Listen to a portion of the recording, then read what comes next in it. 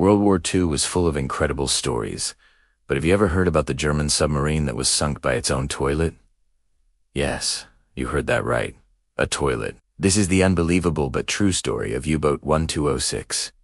Launched in the final months of the war, U-1206 was one of Germany's state-of-the-art submarines. It was packed with the latest technology, including a fancy new high-pressure toilet. See, on most submarines, waste had to be stored in septic tanks and then emptied when the sub surfaced. But these new toilets could flush directly into the sea, even when deep underwater. This was a huge advantage, allowing the sub to stay submerged for longer. There was just one tiny problem. The system was incredibly complicated. So complicated, in fact, that each submarine had a specially trained technician on, basically a certified toilet flushing expert, to operate Italiano. The instructions were a multi-step process involving a precise sequence of opening and closing valves. Get it wrong, and, well, things could get messy.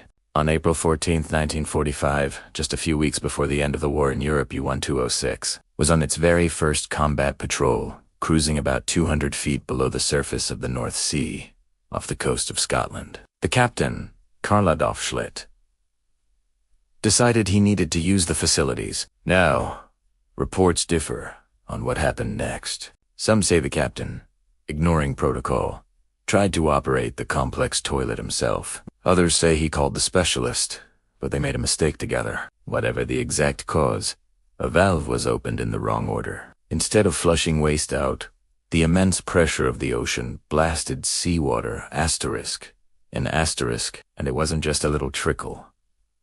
A powerful jet of freezing seawater began flooding the toilet compartment. This would have been bad enough, but it got much, much worse. The water didn't just stay in the bathroom. It began pouring down onto the compartment directly below, which just so happened to be where the submarine's massive batteries were stored. When seawater mixes with battery acid, it creates a deadly chemical reaction, releasing clouds of poisonous chlorine gas. Suddenly, the crew was choking on toxic fumes in a rapidly flooding metal tube deep underwater. Captain Schlitt had no choice. He had to save his crew. He gave the order for an emergency surface. The U-boat shot up to the top, breaking the surface right in the middle of enemy waters. As fate would have it, Allied patrol planes spotted them almost immediately. The crippled submarine, with its crew gasping for fresh air on the deck, was a sitting duck.